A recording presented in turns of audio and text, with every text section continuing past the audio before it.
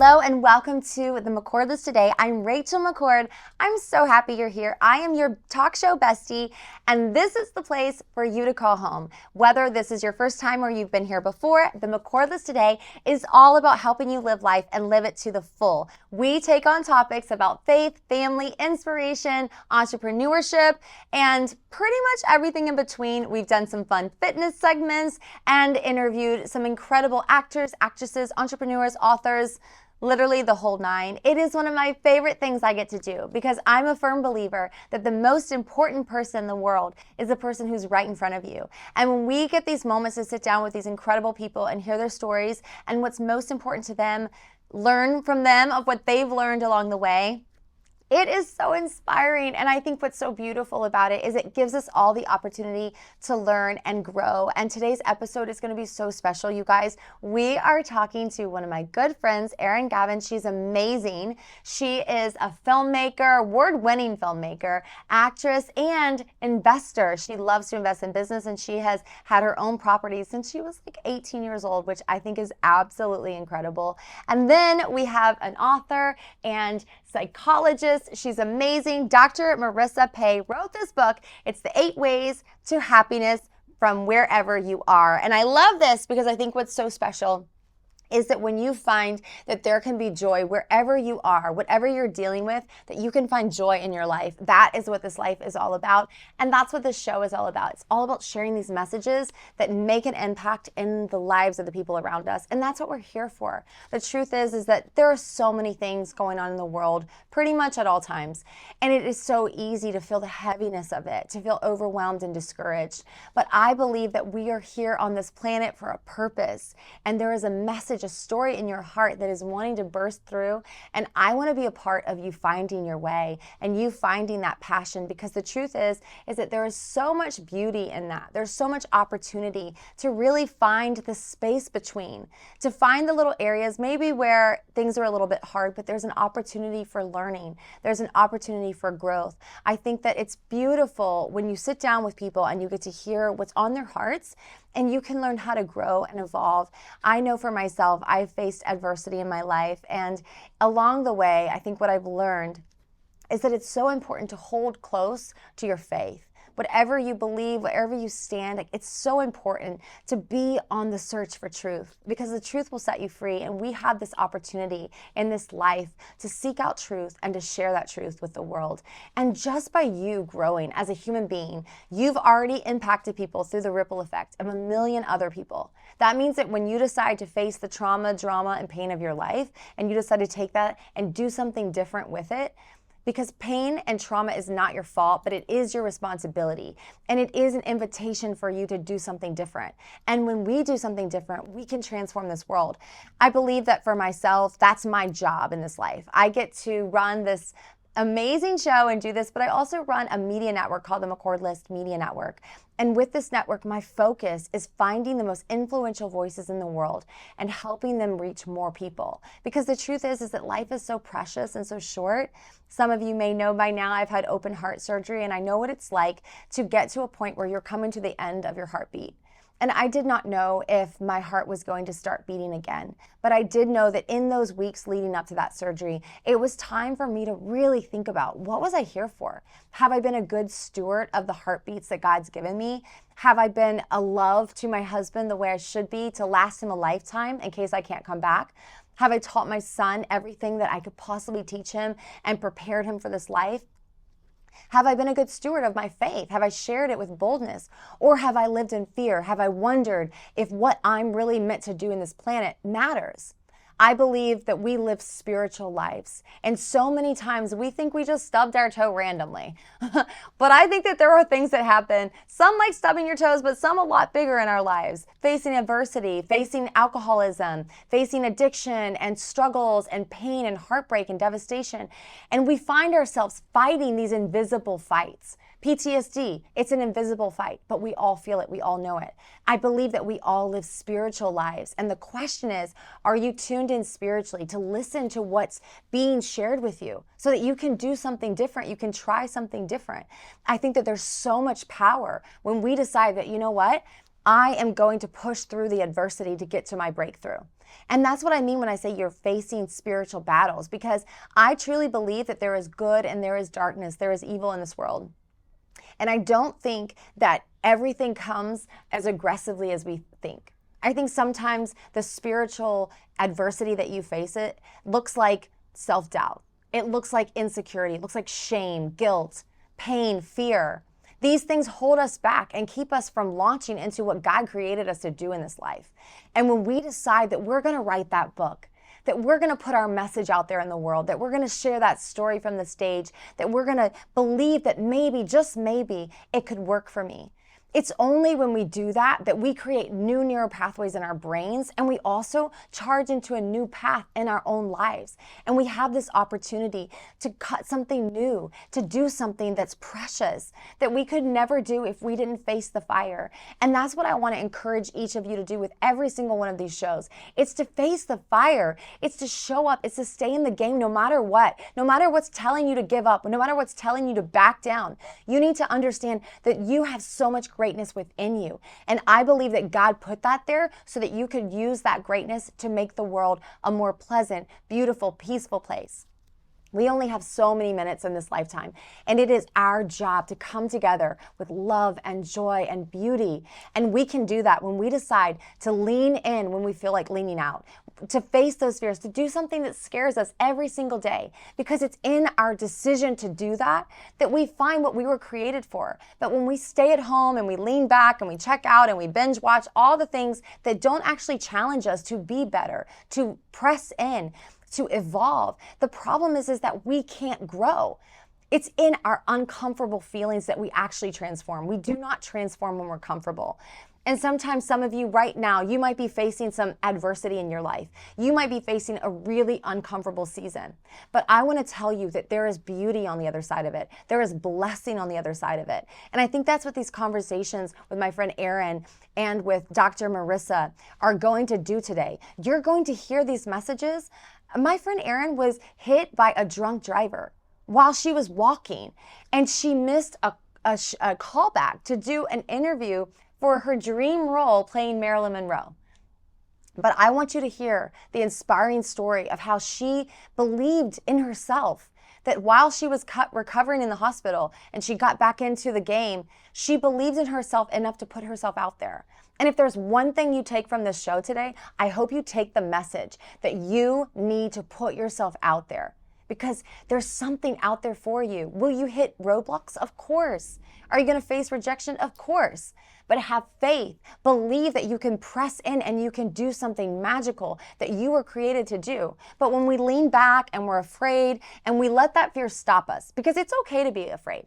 It is not courage. It does not take courage to not face fear, right? Like if you're not afraid, that's not really requiring any courage. It's the courage. It comes from the word heart. It is about putting courage in your heart, putting in your heart this courage that says, I can do this, even when it's hard. We can do hard stuff, friends, and we need to do it. We need to press in, not just for ourselves, but for the generations to come. Whether you're a parent, you're a caregiver, you're a friend, auntie, grandma, somewhere in between, there are people looking to you, wondering what you're going to do with these opportunities.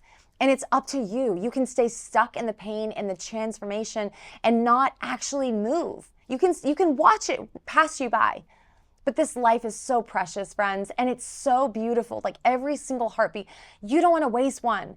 And I'll tell you, everyone tells me this is so funny, but they tell me I'm a non-caffeinated shot of espresso because I don't drink any caffeine. But when I sit down with them and we start building their show, or we start building out business models and sales funnels to launch their companies and these accelerators that I lead, they're like, oh my gosh, I feel this fire. Well, I believe that that fire is my faith, because I have the fire from the one who matters most. And when I take that fire and I say, God, less of me, more of you, I can go into this world and share these messages that will make an impact in the world. And I believe that greatly. I think you're going to hear that in Erin's story. I also think that you're going to hear that in Dr. Marissa's story. I think when you hear that she has been able to lean into forgiveness for a mother who has put her in the hospital, and she's found love and forgiveness, and she's found a way to put into a book everything that she's learned to help you wherever you are get the 8 steps to happiness. I think that is what this life is all about. So don't just consume in this life. Give, learn, and give.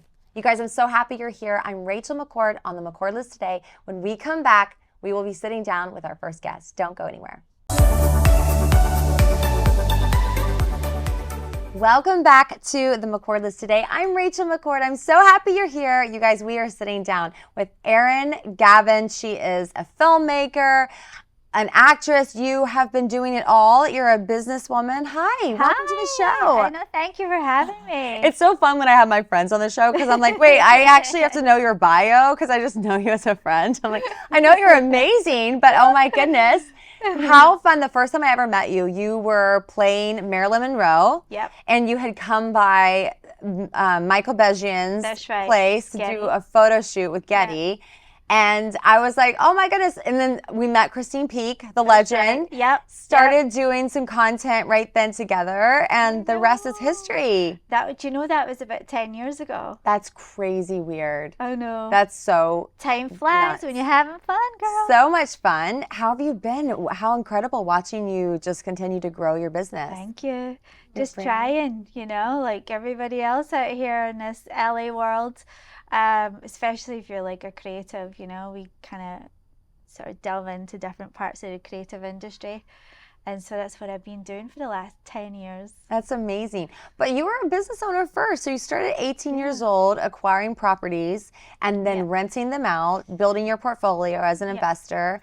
And then at 21, you opened EGA, your agency. Yep. So tell me about how you founded that agency. So that came around because, it's all in Scotland. So that came around because I was doing a TV show called Footballers' Wives, which was... Were you one of the footballers' wives? I was. Oh my goodness. I love that. So I always wanted to be an actress. So I moved to London and I got a small part on this show. And then at the time I was kind of like one of the Scottish actresses on a BBC known show.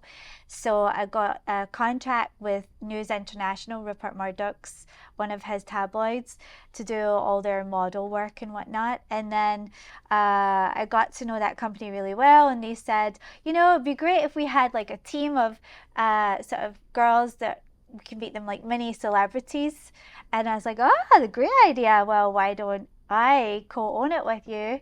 And that was the birth of EGA, and that was my first client. Wow. News International. That's incredible. That was fun. And then I didn't know what the hell I was doing, by the way, but Do we ever? I was just like, okay, let's go. How do I open a company? Like Google. Fortunately, now you can just chat GPT and get there a lot faster, but it is hard when you're building that, especially being so young. And then you moved to Hollywood. Started doing so much in film and television. What's been your favorite project so far? Definitely, I think playing Marilyn Monroe. It's a crazy story, but when I met you, I don't know if you know, but I think that was just the start of me playing Marilyn. But I actually missed the audition for that part, and I thought I was ready to give up, to be honest, and go home. And then I thought, no, I'm going to do this audition. This is good. I don't know how a Scottish girl is going to get it out of like thousands of Americans, but let's just go for it anyway. But crazy, I got knocked down by a car the night before the audition. A drunk driver hit me outside Earth Cafe on Melrose. So I missed the audition. And just by sheer fluke, I decided to, I ended up in hospital, but about 3 weeks later, when I was feeling a bit better, I decided to message the casting director, and they said, oh, we haven't found their Marilyn yet. Can you put yourself on tape singing Happy Birthday, Mr. President? So I did that. And then they said, okay, when can you come in? Went in about a week later, and then they said, when can you start? So that's how that all happened. Oh my goodness. So against all odds, you got that part. So you got hit by a car the night before. Yeah. And then you were recovering in the hospital. Yeah, I fractured my hip and I was not unconscious yet. You were knocked unconscious? Yeah. It was a drunk driver that hit me. Whoa. I know. Did they stop and get you help? No, they didn't. The car that was in front actually stopped that driver. And then, of course, I was all apologetic at that point, but I let it go. What's the point in, That's having all wild. that, like, feeling, Yeah, that must have been terrifying. Yeah. Do you remember the impact? I just remember going over it in slow motion, like.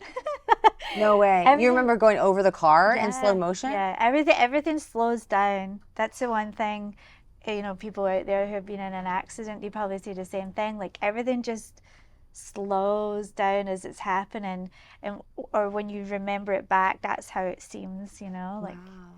So, but hey, I'm here to tell the story. So That's incredible. And then I love that you did what I hear most of my most successful guests say, which is that they did something on their own first. I think sometimes in life we feel shy or scared or we doubt ourselves, and so we wait. It's almost like we're in reactive instead of proactive mode. And instead you reached out to the casting director and were like, hey, what's happening? Well, I felt really bad because I was like, oh, I just didn't show up, because I didn't know what was going on for a few days. So they were really sweet, and it was meant to be, I guess. And then what's crazy is when I was auditioning, they had the guy who was playing Bobby Kennedy there, who I later married in life. I don't know if you know that. No. So yeah.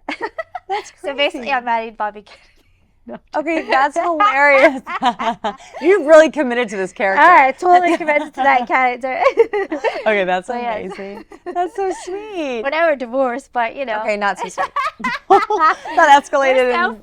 We're still friends. Okay, good. I'm like a railroad. Like, is it right? Is it? I don't know. Do we love him? Do we not? No, so we're good. We're good. But it's just kind of funny how, Marilyn Monroe and Bobby Kennedy, and then we ended up getting married. So it's quite funny. That is a great topic. Wait, so I have a question. So you've obviously been in real estate investing for quite some time. You've built your brand, doing it creatively. I feel like you've taken the approach that I always recommend, which is find the way to fund what your passion project is and then figure out how to make money doing your passion. But see if you can have something almost in the back burner generating revenue. Is there some advice you would have for someone who's a little bit more artistic, maybe not so much business minded, but has a desire to build something that they can monetize through? Yeah, I mean, I can relate to those who are not business oriented, because at the time I just knew I had no experience. I just had the drive, knowing that I wanted to make money, and it's always good if you have someone that could be like in your ear and giving you advice. Like my uncle was that, because he was in property. So he said, try to get a mortgage and try and buy your first one and have no fear, just do it, just go for it. So I thought, yeah, okay, like I'm just gonna go for it. But so I think half of the time our issue is fear. So I would say try to push past the fear, number one, and try to find someone that can give you good advice that's already done what you want to do, because that's very helpful, because they've already made the mistakes, so they can then tell you, oh, maybe don't do that, But yeah, I would just say go for it, really, and keep going, and you'll learn along the way. That's amazing. So how do you personally push past that fear? I think when I was young, I didn't really have much fear. I was just determined that I wanted to live a good, comfortable life, and I just focused on that, which probably helped really push past any fear that was maybe underlying. So maybe that's a good way to look at things for other people. That we procrastinate on things, but try not to. Just try to see the end goal. That's sweet. So really focus on what you want, Yeah, and let that be bigger than the fear to get there. Yeah, That's great advice. Absolutely. What changes would you like to see in the film industry? Ooh, it's changing a lot. Or maybe a little less change. It's a very good question. Well, I do. It's hard to predict right now, because we don't know how AI is going to be used moving forward fully. It is going to take over a lot. But let's hope we find ways to work with it and keep our jobs. That's really what I think is going to happen. We just have to try and work with the new normal, what is going to be the new normal. Wow.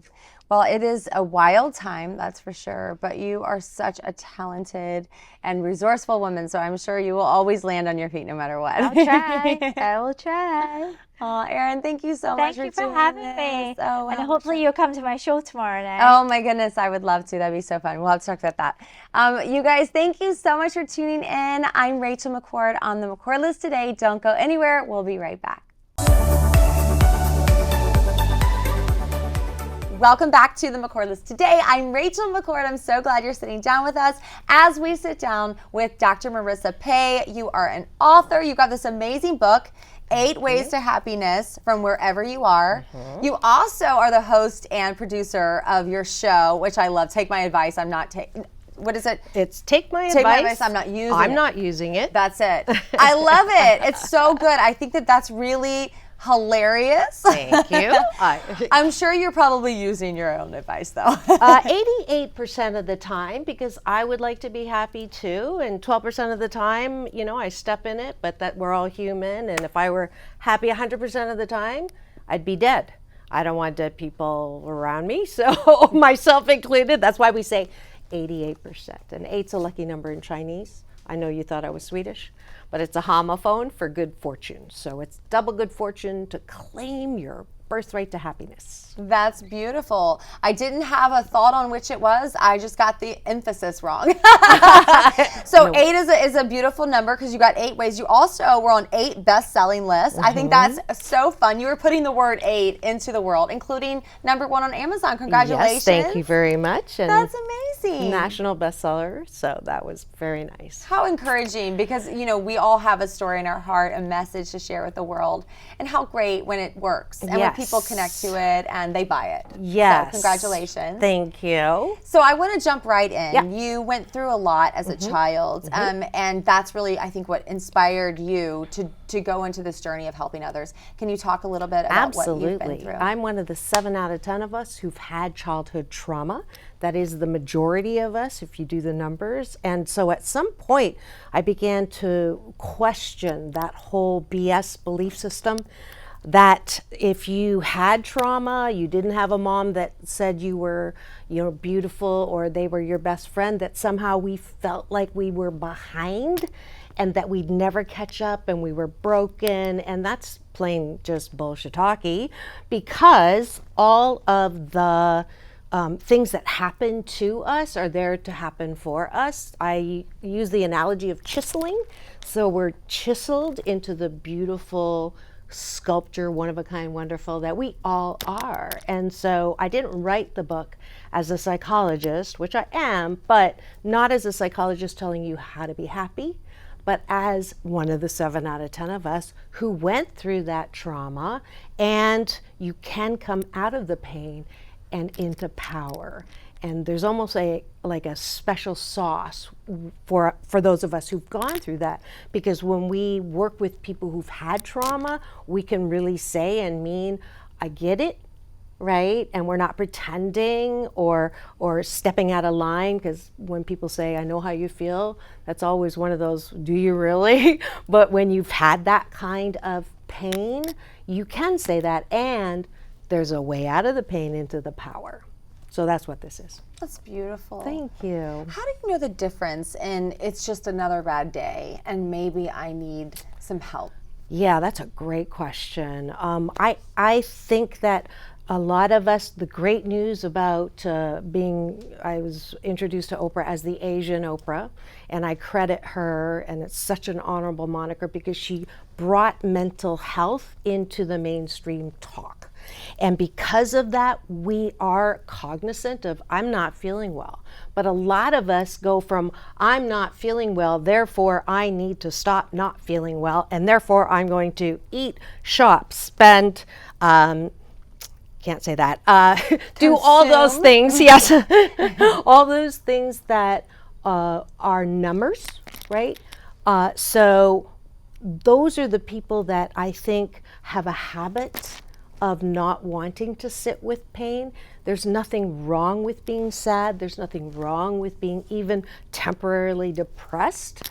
But I think we have habits that, when we're feeling that way and then we focus or call people and we feel worse, they say, if you feel bad, listen to what happened to me. And we go down that rabbit hole. And so if you help yourself, and personal mastery is a new thing that I've been teaching all over the world, is you're the boss of you. So if you can make the most powerful tool you have in your life cadre is choice. It's the CH word.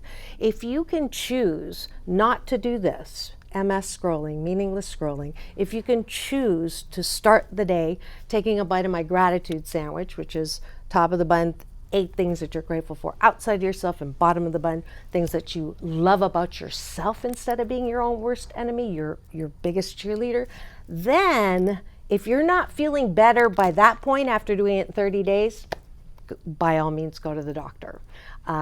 That's not medical advice, but it is something that has helped so many people, so that, because there's side effects. I mean, you can get medication, but there's side effects, there are main effects. Now they got drugs to help the other drug. And to me, that's just like, life is way too short to be numb. You can claim your birthright to happiness. That's so beautiful, Dr. Marissa. And I love the way that you say that, because I think the truth is a lot of us don't know when it's time to ask for help and to reach out. And I think for a lot of us, it might feel like you've been white knuckling for so long and it's almost like, oh, I guess I couldn't figure it out. But what a beautiful plan to say, hey, 30 days, because it takes 28 days to change your life if you decide to change how you think. And so how beautiful that you give them that time frame. Now you talk about sitting with the pain. What would be the process for someone at home who might be facing grief or pain or heartbreak, devastation, maybe old lingering wounds that just won't seem to go away? Yes. How can they sit with the pain in a healthy way? Well, that's why I wrote the book. It's almost like a self-help on steroids. There's exercises in there. I'm not plugging the book. The part proceeds actually. You just solved the problem, basically. I'm just telling you a solution. Habitat for Humanity gets part proceeds from the book, so that's a good thing too. But there's exercises in there where you can actually process through past pain. So if you don't deal with something, it will come back and deal with you. And there is nothing wrong with crying. I think we also have a BS in this society that somehow boys don't cry, and certainly don't cry, don't show that you're vulnerable and all of that. And tears are the disinfectant that keep our hearts soft. Wow. So I try to cry once a week, because I want a soft heart. I want to be able to feel, because emotions are like a dumbwaiter.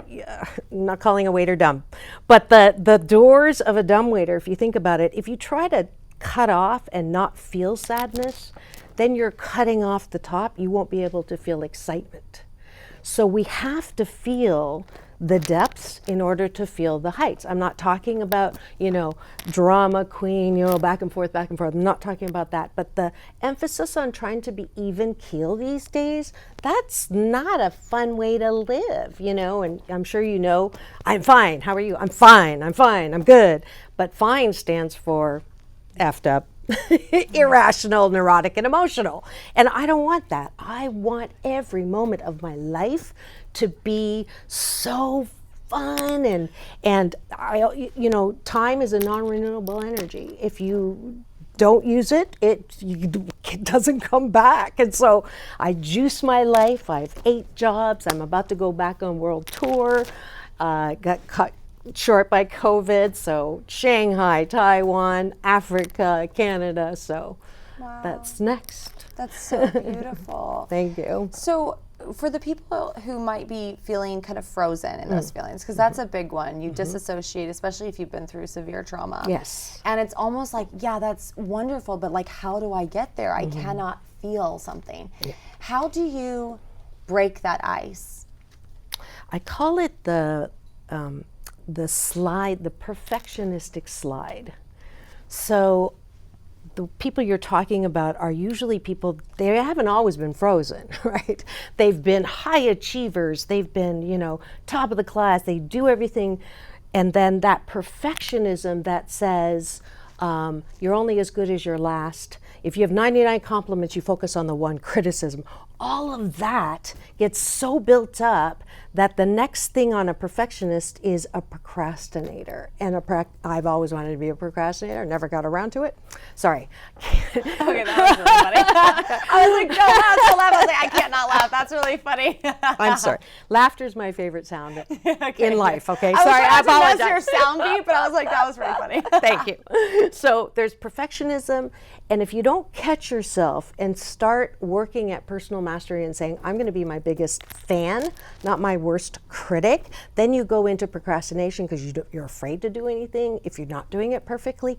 And then you go, if you don't catch yourself there, you're into paralysis. And that's the frozen you're talking about. So the good news is there is a progression. So if you can catch yourself as a perfectionist, then there's exercises that you can do, whether it's wearing your socks inside out or, things that are, not fixing that little bit of the thing on the manicure, little ways in which that you can cut yourself some slack, because life, 88% good relationships with your your significant other, any part of life that requires, you think it has to be perfect. If you roll it back to 88%, then life becomes a joyride, and not every stop has to have so much pain. Wow. Okay, you guys, don't go anywhere. We'll be right back with Dr. Marissa Pei. She is breaking it down, and I don't want you to miss a beat. Welcome back to the McCord List. Today, I'm Rachel McCord, continuing the conversation with Dr. Marissa Pei. We are talking about the 8 ways to happiness wherever you are. Yes. I want to jump right in. We've talked a lot about how to defrost those emotions. I'm very passionate about this topic. I myself went through a lot of trauma as a child and, had to find my way through depression, PTSD, ideations, all that fun stuff. I feel like it all comes in a bag together. It's like, if you want the trail mix, you're going to get it all. It's interesting because there are seasons of life where I think we feel like it's just this big black cloud and it's never going to go away. And if we do feel like it passes a little bit and the sun comes through, it's almost like this fear that it's always going to be close by. But your book is really talking about helping people deal with loss, deal with loneliness, move to faith, love, hope. Can you talk about some of these chapters and what people are really going to take away? Sure. A lot of people get stuck, or they think that they're either diagnosis, they are what happened to them, they are the result of something bad that happened to them, that bad things are only supposed to happen to bad people, ergo the book. And frankly, life is about pain, and life is mandatory. Suffering from it is optional. So if we grew up understanding that the things that happen to us are not that big of a deal, but they're just ways in which we can develop skills and abilities that are unique in our ability to power and learn and grow and expand, then when things happen to us, it really would be an INTBOD, I-N-T-B-O-A-D. It's not that big of a deal. This too shall pass, and I'm not always going to feel like this. And I'm not being punished by a God that needs an anger management class. I'm here because I have the gift of life that was given to me to go and create and innovate and laugh and sing and dance and meet people and have relationships. That is what life is about. But we don't get that lesson. Instead, we have these, people insult us, and we like, oh, wow, screw you, or if I look like you, I'd be miserable too. And then say, I can live on a desert island all by myself, and then I get to the desert island and I'm lonely. And that doesn't work. Or someone dies. It doesn't even matter if it's early or late. When people die, we feel like sorry for your loss. It's not a loss. They're not gone. They may be gone in body form. Sure, we'll miss them. But the whole understanding that people, when they die, are gone, missing, and they're never going to be the truth, which is everybody comes from love, everybody goes back into love. They are here in our hearts always. My mom just passed 2 weeks ago, and it I don't, like, I'm happy and designing her celebration of life. I just wrote the eulogy. I'm so grateful that last month, this is the same mom that called me fat and ugly and, sent me to the hospital and things like that. This is the same mom that a month ago I was able to wake up and realize that she did the best that she could, not in a psychobabble way, but that everybody in your life does the very best that they can with the time they have, the resources they have. So if you're hurting from heartbreak, nobody can break your heart. You own your own heart. You have a beautiful heart that is not able to be broken. It can be bruised and you can go, ow, and somebody did something to you. But if they did it 40 years ago, why are you still letting that pain dictate the kind of relationships that you could have today?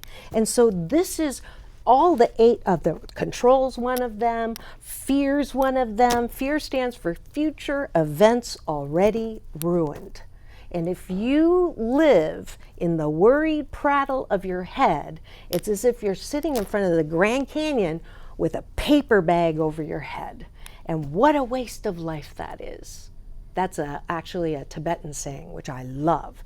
So all of these aspects, we all feel lonely at some point or another. We all have some kind of heartbreak. We all have some kind of fear. We all have some kind of control freakism. That's all part of being a human being. And it doesn't have to define who you are. At the core of who we are, and the work that I do in here is, I want you to name that voice that tells you you're not good enough. That's the critic. You don't kill your critic, because the critic, the flip side of critic is protector. If we didn't have that voice in our head, we'd be dead because we ran across the road when cars were coming, or have burnt hands because we put our hand on the stove. But that critic can just take over the perfectionist. That's who the critic is. And then what happens with our life is it's going to drive us over a cliff. So we have to at some point say, wait a minute, I'm not that voice in my head. It's not a bad voice, it has its role, but I am balance-centered. Dr. Marissa, you're balance-centered, beautiful inside and out. That's who you are at the core of who you are. The voices, whether it's the critic or the brat that says, what do you mean I can't have that Krispy Kreme donut, right? What do you mean I have to apologize? Again, that critic and the brat are parts of you, but they're not the balance-centered whole of who you are. So our work in life, if you're talking about the people who feel frozen or overwhelmed, is to first recognize that you are way more than all of these petty, pet peeves, insults, whatever that negative stuff is. We're way more that. We are all unique, one of a kind, wonderful, not a throwback in the bunch. We were all made in this life to be one of a kind, wonderful. All 8 billion of us. Just like, if you are allergic to religion, I say, the difference. I'm very spiritual. My God, I call him my UPS man, my universal power source, and he delivers every morning when I pray and meditate. And in the core BS, the core belief system that helps you be happy in life is the universe friendly or not?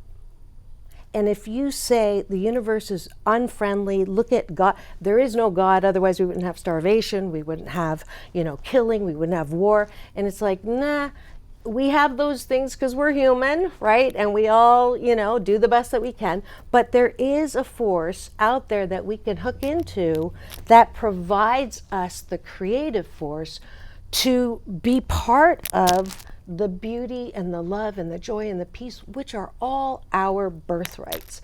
And so when we say there's a friendly universe, then life becomes a joyride. If we say the universe is random and chaotic, there is no God, you know what? It's a very lonely place to be, because then no meaning is there. So it's up to you what you want to choose to believe. That's Einstein's question. What is what most important question a human being has to answer is the universe friendly or not?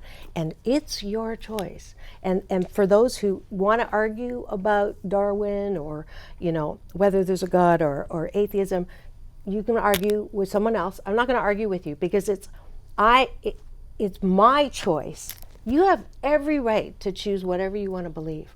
But the question I'll ask you is, are you happy 88% of the time? Because I choose this way of living. I know I'm happy 88% of the time.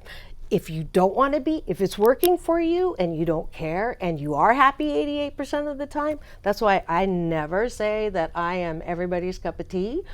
I think there's so many teachers all over. You're a teacher.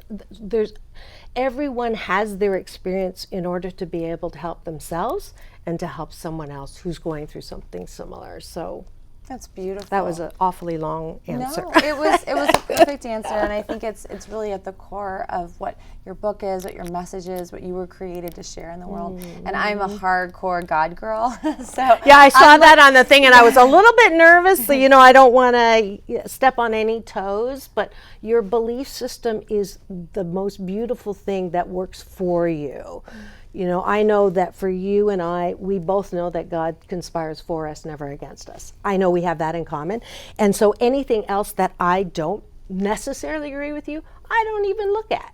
Do you see what I mean? Like, this is how we love each other. This is how we get through this next 4 years. We focus on what we all have in common.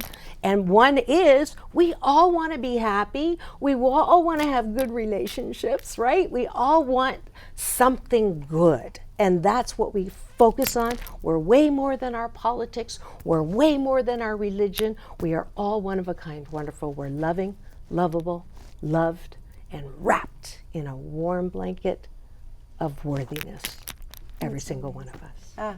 I couldn't agree more. I think true wisdom is the ability to sit in a room with people who have different beliefs than you have and to love them, see them, know them, and understand with respect that they have been, like yourself, on the journey to pursue truth. And that's all I think we could ever hope for. Thank you so much, Dr. Marissa. Thank you You're being amazing. part of my Happy 88 mission, 88 million more happy people in the Let's next do it. 8 years. Thank you so much. Amazing. 谢谢. Thank you so much for tuning in. That is our show today on the McCord List today. I'm so happy you joined us. I'm Rachel McCord, and I will see you next time.